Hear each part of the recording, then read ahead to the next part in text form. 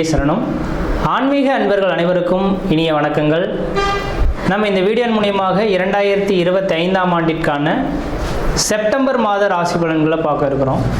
இந்த செப்டம்பர் மாத ராசி பலன்களை பார்ப்பதற்கு முன்பாக இந்த செப்டம்பர் மாத காலகட்டத்தில் நடக்கக்கூடிய முக்கியமான நிகழ்வுகளை தனி வீடியோ தொகுப்பில் கொடுக்கலாம் அப்படின்ற நோக்கத்தோடு இந்த வீடியோ தொகுப்பை பொது மக்களுக்காக அனைத்து ராசிக்காரர்களுக்கும் பொதுவான பலன்களாக இந்த விளக்கத்தை தனி வீடியோவாக கொடுக்கலாம் அப்படின்னு நினைக்கிறேன். இந்த செப்டம்பர் மாதம் 2025 பார்த்தோம் அப்படின்னாக்கா முக்கியமான ஒரு நிகழ்வு, கிரகணங்கள் தோஷம் ஏற்படக்கூடிய காலகட்டங்கள் இந்த மாதத்தில் உதயமாகுதுங்க. அதாவது கிரகண காலகட்டங்கள் அப்படின்னு பார்த்தீங்கன்னா செப்டம்பர் மாதம் 7ஆம் தேதி அன்று பார்த்திங்கனாக்கா சந்திர கிரகணம் நிகழ இருக்குது. அப்போ ராகுவினால் ஏற்படக்கூடிய இந்த சந்திர கிரகணமானது அன்று இரவு 9:56 மிட் நைட்டில் 1:26 இந்த காலகட்டம் வரலும் சந்திர கிரகணமானது அன்னைக்கு நிகழ இருக்குது. இது பூரணமான சந்திர கிரகணம் அப்படின்னு பார்த்தோம் அப்படின்னாக்கா முழுமையான சந்திரகிரகணம் பிடிபட்ட காலகட்டங்கள் எப்பொழுது அப்படின்னாக்கா தொடங்கக்கூடிய காலகட்டம் 9:56 தொடங்கி 1:26 மிட் நைட்டில் சந்திர கிரகணமானது முடிய போகுது. அதில் முழுமையான பவர்ஃபுல்லாக அந்த கிரகணம் ஏற்படக்கூடிய காலகட்டம் எப்படின்னு பார்த்தீங்கன்னா இரவு 11 12:23 வரலும் முழுமையான சந்திர கிரகணமாக தெரிய போகுது. இது இந்தியாவில் தெரிய போகுது. இதுக்கு முன்பாகலாம் நடந்த கிரகணங்கள் பார்த்திங்கன்னா போன வருடத்தில் நடந்ததெல்லாம் வெளிநாடுகளில் நடந்ததுனால நமக்கு எதுவும் பாதிப்புகள் இல்லை. ஆனால் இந்த சந்திர கிரகணம் மட்டும் இந்த காலகட்டத்தில் இந்த மாதத்தில் மட்டும் நம்ம இந்தியாவில் தெரியக்கூடிய ஒரு கிரகணமாக இருக்க போகுது. அப்போ இந்தியாவில் நடக்கக்கூடிய இந்த கிரகணமாக இருக்கிறதுனால பொதுமக்கள்கள் கொஞ்சம் கவனமாக இருக்கக்கூடிய ஒரு காலகட்டங்கள் அப்படின்ற சொல்லலாம். எப்போல்லாம் கிரகண தோஷங்கள் ஏற்பட போகுதோ, எந்த இடத்தில் நிகழுதோ, அதாவது எந்த நாடுகளில் நிகழுதோ அந்த நாடுகளுக்கு ஒரு சில பாதிப்புகள் வரும்ன்றீங்க. அப்போ ராகு பகவான் கும்பத்தில் நின்று கும்பத்தில் இருக்கக்கூடிய ராகுவோட சந்திரன் இருந்து ராகு கிரகஸ்த சந்திர கிரகணமாக இந்த வருடம் செப்டம்பர் மாதம் 7ஆம் தேதி தொடங்க போகுது. இது பொதுமக்களுக்கு ஒரு சில பாதிப்புகளையும் கொடுக்கும், ஒரு சில நட்சத்திரங்களுக்கு யோகங்களும் கொடுக்க போகுது. அதில் முக்கியமாக பார்த்திங்கன்னா கர்ப்பிணி பெண்கள் இந்த நேர காலகட்டத்தில் கண்டிப்பாக வீட்டை விட்டு வெளியே வராமல் இருக்கிறது நல்லாயிருக்கும். சந்திர கிரகணம் இரவு நேரத்தில் நடைபெறதுனால பெரிய லெவலில் பாதிப்புகள் இருக்காது மக்களுக்கு. ஏன்னா அந்த நேரத்தில் மக்கள் அனைவருமே வீட்டு உள்ளதாக இருக்கும். முக்கியமாக இந்த நேரத்தில் கர்ப்பிணி பெண்கள் மிக மிக மிக கவனமாக இருக்கக்கூடிய காலகட்டங்கள். இந்த கிரகண தோஷங்களில் கொஞ்சம் வெளியில் சுற்றி உலாவணும், அந்த கிரகணத்தை பார்க்கணும் அப்படின்ற மாதிரி கர்ப்பிணி பெண்கள் மட்டும் நினைக்கிறாங்க அப்படின்னாக்கா அதோட கதிர்வீச்சு அதிகமாக இருக்கிறதுனால பிறக்கக்கூடிய குழந்தைகளுக்கு ஒரு சில பாதிப்புகளை கொடுக்கலாம். அதனால் அந்த கர்ப்பிணி பெண்களுக்காகவே இந்த வீடியோ கொடுக்கணுன்ற நோக்கத்தோடு நான் இந்த வீடியோவை தொகுப்பை கொடுக்குறேன். அப்போ அந்த கர்ப்பிணி பெண்கள் தெளிவாக சொல்ல விரும்புகிறேங்க, அன்று பகல் அந்த கிரகண தோஷங்கள் ஏற்படுவதற்கு முன்பாக, அதாவது 10 மணிக்கு 9:56 தொடங்க இருக்குது, 10 மணிக்கு தொடங்குறதாவே எடுத்துங்களேன். அப்போ அதிலிருந்து 4 மணி நேர காலகட்டங்கள் முன்பாகவே உணவை எடுத்துக்கொள்கிறது தான் சிறப்பை தரும். அப்போ அந்த நேரத்தில் மட்டும் கொஞ்சம் முடிஞ்ச அளவுக்கு பார்த்துக்குங்க. தண்ணி அருந்தலாம். அந்த தண்ணியில் தர்பை புல் போட்டுட்டு நீங்கள் வச்சுக்கிறது நல்லாயிருக்கும். அதாவது சொல்லப்போனால் அன்று சாயந்தரம் சூரியன் அஸ்தமனம் ஆகிறதுக்கு முன்பாகவே அந்த கர்ப்பிணி பெண்கள் மற்ற எல்லாருமே உணவை அருந்திடுறது சிறப்பாக இருக்கும். அதுக்கு 6 மணிக்கு பிறகு பார்த்தீங்க அப்படின்னாக்கா உணவு சாப்பிடக்கூடாது. அப்போ சாப்பிட்டோம் அப்படின்னாக்கா செரிமான பிரச்சனைகள் ஏற்படலாம். இது சந்திரனால் ஏற்படுறதுனால உணவு சம்மந்தப்பட்ட உணவினால தான் பாதிப்புகள் அதிகமாக வரதுக்கு வாய்ப்புகள் இருக்குது. அதனால் 6 மணிக்கு பிறகு எந்த ஒரு உணவுப் பொருட்களும் நீங்கள் எடுத்துக்கொள்ளக்கூடாது. அடுத்து தண்ணீர் மட்டும் வேணால் தாகம் இருந்தால் அதை தர்பை புல்லை மட்டும் போட்டு வச்சுட்டு அந்த தண்ணியை மட்டும் பயன்படுத்திக்கலாம் அப்போது தேவை இருந்தால் மட்டும். இல்லையேல் அந்த அன்றைய நைட்டு முழுவதும் கொஞ்சம் முடிஞ்ச அளவுக்கு எல்லா உணவுப் பொருட்களையும் தவிர்த்து கொள்வது சிறப்பை தருன்றவிதிங்க. வெளியில் சுற்றி உலாவுறதை கொஞ்சம் குறைச்சி கொள்வது சிறப்பை தரும். அனைத்து மக்கள்களுமே தெளிவாக சொல்ல வரங்க. எல்லாருமே இப்போ நவீன காலங்கள் வந்துருச்சு இல்லைங்களா. இப்போ சந்திர கிரகணத்தை பார்க்கணும் அப்படின்ற நோக்கத்தோட மக்கள் பார்த்தோம் அப்படின்னாக்கா அந்த வீடியோ தொகுப்புலாம் கொடுத்துருப்பாங்க, சென்னையெல்லாம் ஏற்பாடு செய்திருப்பாங்க, பார்க்க இருப்பாங்க. அது முடிஞ்ச அளவுக்கு பார்த்தீங்க அப்படின்னாக்கா நான் குறிப்பிட்ட நட்சத்திரக்காரங்கள் மட்டும் அந்த மாதிரியான தொகுப்புகளுக்கு போகாமல் இருக்கிறது தான் விசேஷத்தை கொடுக்கும். அதாவது கும்ப வீட்டில் நடக்க இருக்குது. இந்த கும்ப வீட்டில் இருக்கக்கூடிய சதயம் பூரட்டாதி உத்திரட்டாதி, சதயம் பூரட்டாதி உத்திரட்டாதி இந்த 3 நட்சத்திரக்காரர்களும் புனர்பூசம் விஷாகம் மொத்தம் இந்த 5 நட்சத்திரக்காரர்களும் கம்பல்சரி வெளியில் வராமல் இருந்துங்க. கர்ப்பிணி பெண்கள் எப்படி இருக்கணுமோ அதே போல் சதயம் பூரட்டாதி உத்திரட்டாதி புனர்பூசம் விஷாகம் இந்த 5 நட்சத்திரக்காரர்களும் கர்ப்பிணி பெண்களும் அந்த நேர காலகட்டத்தில் வெளியில் வராமல் இருக்கிறது தான் சிறப்பை தரும். அவர்களுக்கு முழுமையான அந்த ஏன்னா அதோட அவங்களோட 1-5-9 அதோட கனெக்டிவிட்டியில் தான் இந்த ராகு கிரகஸ்த சந்திர கிரகணமானது தொடங்க இருக்குது. அதனால் இந்த நபர்களுக்கு மட்டும் பாதிப்புகள் அதிகமாக இருக்கும். இவர்கள் வெளியில் வராமல் இருக்கிறது விசேஷத்தை கொடுக்கும். மற்ற நபர்கள் வெளியில் போகலாம். அதே போல் வயது மூத்தவர்கள் 60 வயதுக்கு மேற்பட்ட நபர்களும் வெளியில் வராமல் இருக்கிறது விசேஷத்தை கொடுக்குன்றீங்க. இது அப்போ அந்த நேர காலகட்டத்தில் அந்த கிரக காரகத்துவம் பெரிய லெவலில் பாதிப்பை தரா மாதிரி உங்களுக்கு தெரியலாம். அந்த கிரகண தோஷங்கள் ஏற்பட்டு அடுத்த 40 நாட்களுக்கு பிறகு தான் அதோட பாதிப்புகள் கொஞ்சம் அதிகரிக்கிறத பார்க்க முடியும். இப்போ உடல் ரீதியான தொந்தரவுகளை ஏற்படுத்தலாம். உணவு குழாய் சம்பந்தப்பட்ட பிரச்சனைகள் இந்த நபர்களுக்கு வரலாம். அதனால் கொஞ்சம் கவனமாக இருங்க. இந்த நட்சத்திர நான் சொன்ன இந்த 5 நட்சத்திரக்காரர்களும் மறுநாள் பார்த்தீங்க அப்படின்னாக்கா காலையில் எழுந்து பச்சை தண்ணியில் குளிச்சுட்டு விநாயகர் கோயிலுக்கு போயிட்டு அர்ச்சனை பண்ணிட்டு வர்றது விசேஷத்தை கொடுக்குங்க. ஏன்னா ராகு கேதுவின் கண்ட்ரோலை பண்ணக்கூடிய சக்தி விநாயகர் பெருமானுக்கு மட்டுமே உண்டு. அப்போ மறுநாள் செப்டம்பர் 7ஆம் தேதி நைட்டு இந்த கிரகணம் தொடங்க இருக்குது. செப்டம்பர் 8ஆம் தேதி அன்று பார்த்தீங்க அப்படின்னாக்கா விநாயகர் கோயிலுக்கு போயிட்டு குளிச்சுட்டு நல்லெண்ணெய் தீபம் போட்டு வழிபாடு செய்துட்டு வந்தீங்க. இந்த 5 நட்சத்திரக்காரர்கள் வழிபாடு செய்துட்டு வந்தால் இதனால் தோஷங்களை கண்ட்ரோல் பண்ணக்கூடிய சக்தி விநாயகருக்கு உண்டு. ஏன்னா ராகு கேதுவின் 2 கிரகத்தையுமே அடக்கக்கூடிய சக்தி இந்த விநாயகருக்கு இருக்கிறதுனால அவரோட சொல்லுக்கு கட்டுப்படுறதுனால இந்த 5 நட்சத்திரக்காரர்களும் வழிபாடு செய்து கொள்வது மிகப்பெரிய விசேஷத்தை கொடுக்குன்றவிதிங்க. அதே வேளையில் மற்ற ராசிக்காரர்கள் பெரிய லெவலில் பாதிப்புல எதுவும் தடாதுன்றவிதிங்க.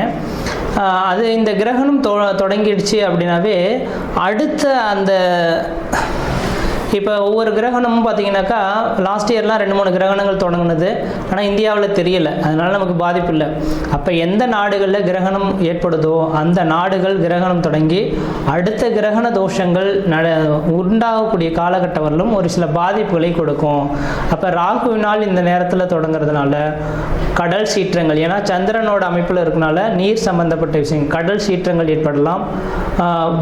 அதாவது கடல் அலைகள் பூகம்பங்கள் ஏற்படக்கூடிய விஷயங்கள். அதே போல் பார்த்தீங்கன்னாக்கா அந்த நெருப்பினால் பாதிப்பு, விமான விபத்துக்கள், இது மாதிரியான ஒரு சில பாதிப்புகள் ஏற்படுத்துறதுக்கான வாய்ப்புகள் உண்டு. மக்கள் அதுக்கு பின்னர் பார்த்தீங்க அப்படின்னாக்கா முக்கியமாக அடுத்ததாக மழை காலங்களும் தொடங்க இருக்குது இல்லைங்களா.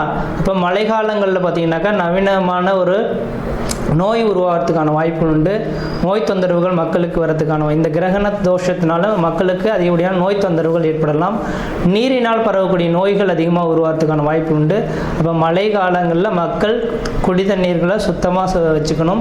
மழை அதாவது வெள்ளப்பெருக்கு அதிகமாக ஏற்படக்கூடிய இருக்கக்கூடிய இடங்களாக இருந்தால் தன்னோட வீட்டை கொஞ்சம் கவனமாக வச்சுக்கிறது, தண்ணி புகாத அளவில் இந்த வடிகால் வசதிகள்லாம் ஏற்படுத்தி கொள்வது விஷயத்தை கொடுக்கும். நான் இது சொல்லும் போது தேவையில்லாத விஷயம் இதெல்லாம் எதுக்கு அப்படின்னு நினைப்பீங்க. இதை அனுபவிக்கும் போது தான் அதோட பாதிப்புகள் தெரியும். அதனால் இந்த கிரகண தோஷங்கள் இருக்கிறதுனால பாதிப்புகள் இருக்கின்ற நம்பிக்கை வரக்கூடிய நபர்களாக இருந்தால் மட்டும் தயவுசெய்து சொல்ல வரங்க. அடுத்து கரெக்டாக இப்போ செப்டம்பர் 7ஆம் தேதி இந்த கிரகண தோஷம் ஏற்படுது.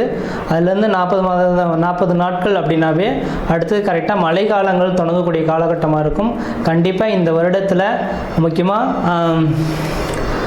நவம்பர் டிசம்பர் காலகட்டத்தில் அதிகப்படியான மழைப்பொழிவுகளும் சீற்றங்களும் அதிகரிக்கிறதுக்கான வாய்ப்புகள் இருக்குது. மக்கள் கவனமாக இருக்குங்க. அதுக்காக தான் இந்த வீடியோ தொகுப்பு கொடுத்துருக்கேன். மற்ற விதத்தில் எந்த தோஷங்கள் பாதிப்பு கிடையாது. தெளிவாக சொல்லக்கூடிய கருத்துக்கள் கர்ப்பிணி பெண்களும்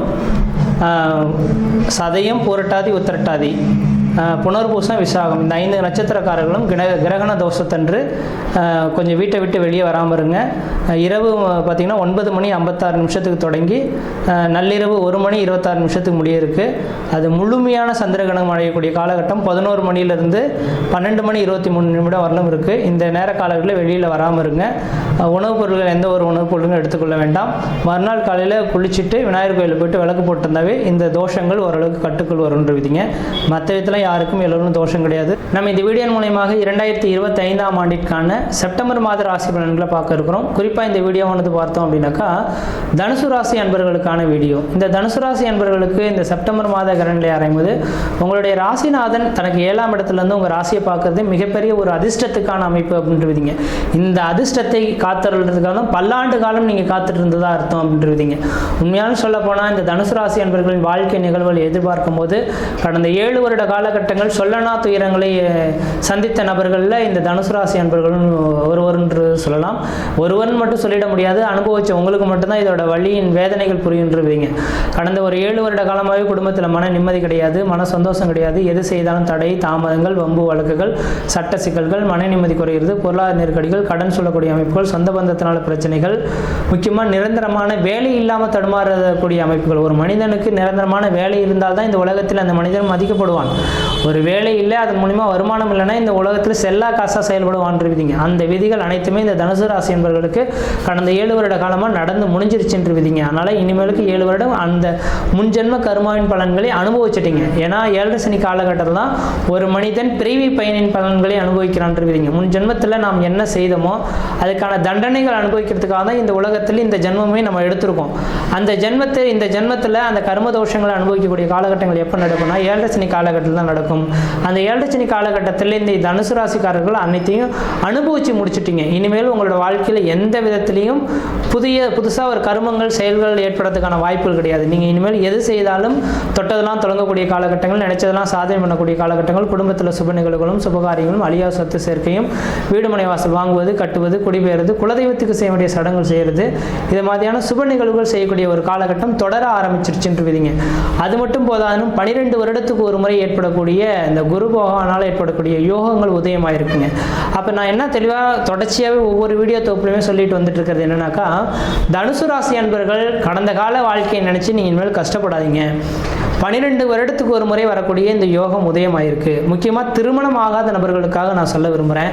7 வருட காலமாக திருமணம் ஆகலை, இனிமேல் எனக்கு கல்யாணமே ஆகாதுன்ற மாதிரி ஒரு எண்ண கருத்துக்கள் நீங்கள் இருந்தாலும் சரி, இந்த வருடத்தில் கண்டிப்பாக உங்களுக்கு 2026ஆம் ஆண்டு ஜூன் மாதம் 1ஆம் தேதிக்குள்ளார கண்டிப்பாக உங்களுக்கு திருமணம் ஆகிறதுக்கான வாய்ப்புகள் மிகவும் பிரகாசமாக இருக்குது. கண்டிப்பாக ஏற்படுத்திக்குங்க.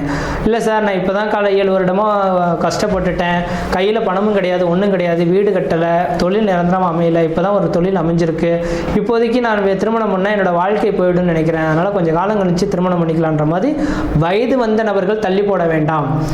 ஏன்னா 12 வருடத்துக்கு ஒரு முறை ஒவ்வொரு ராசிக்காரர்களும் ஒரு யோகங்கள் தொடர ஆரம்பிக்கும்.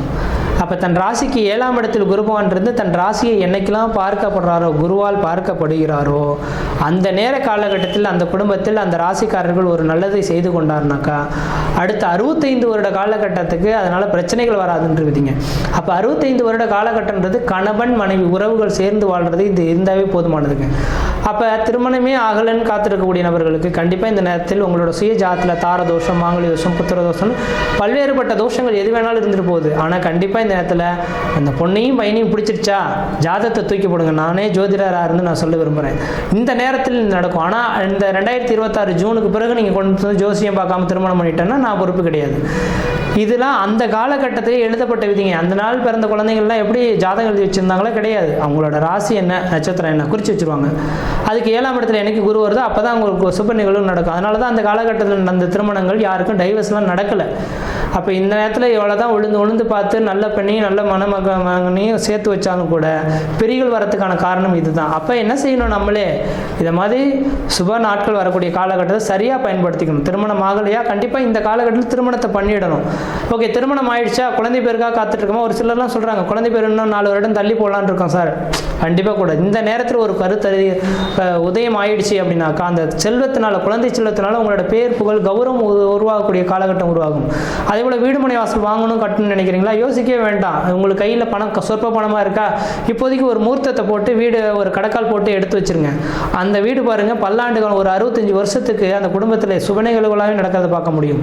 அந்த குடும்பத்தில் நிம்மதியாக வாழ்கிறத பார்க்க முடியும், சண்டை சச்சரவு இல்லாமல் பார்க்கறது முடியும். அப்போ இந்த மாதிரியான யோகங்கள் உருவாகனால இந்த தனுசு ராசிக்காரர்கள் தெளிவாக சொல்ல விரும்புகிறேன், உங்கள் குடும்பத்தில் ஏதோ ஒரு சுப நிகழ்வுகளை இந்த மாதத்தில் கம்பல்சரி ஏற்படுத்திக்கிங்க. அப்படி விட்டாலும் 2026 ஜூனுக்குள்ளார ஒரு நல்ல சுப நிகழ்வுகளை ஏற்படுத்திக் கொள்ளுங்க. திருமணமாகாத நபர்கள் கண்டிப்பாக திருமணம் ஆக போகுது, குழந்தை இல்லாத நபர்கள் குழந்தை உருவாக போகுது, முக்கியமாக வேலையே இல்லைன்னு காத்திருக்கக்கூடிய நபர்களுக்கு இந்த மாதத்தில் நிரந்தரமான வேலைவாய்ப்பு கிடைக்கும் போது அந்த வேலைவாய்ப்பை நினச்சி மன நிம்மதியும் மன சந்தோஷத்தையும் ஏற்படுத்தக்கூடிய ஒரு காலகட்டங்கள் உதயமாக போகுது அப்படின்றத மட்டும் தெளிவுபடுத்த விரும்புகிறேங்க. உங்களுக்கு எந்த விதத்துலையும் இந்த மாதத்தில் தோஷங்கள் கிடையாது, எது செய்தாலும் உங்களுக்கு சாதகமாக இருந்துகிட்ருக்கு. இந்த மாதத்தில் நீங்கள் வழிபடக்கூடிய தெய்வம் எதுனாக்கா தட்சிணாமூர்த்தி வழிபாடு மிகப்பெரிய விசேஷத்தை கொடுக்கும். வியாழக்கிழமை என்று பார்த்தீங்கன்னா சிவபெருமான் கோயிலுக்கு போய்ட்டு தட்சிணாமூர்த்தி வழிபாடு செய்துட்டு வர்றது விசேஷத்தை கொடுக்கும். வாய்ப்பு கிடைச்சால் பிரதோஷ காலகட்டத்தில் ஒரு முல்லைப்பூவும் ஒரு லிட்டர் பாலும் வந்து நந்தி பகவானுக்கு அர்ச்சனை செய்துட்டு வந்தீங்கன்னாக்கா முன்ஜென்ம பாவங்கள் முழுமையாக நீங்கி வாழ்க்கையில் வளம் பெறத்துக்கான ஒரு காலகட்டம் உதயமாயிடுச்சு. முயற்சி எடுத்து பாருங்கள், கண்டிப்பாக வெற்றி பெறுவீங்கள். நன்றி, வணக்கம்.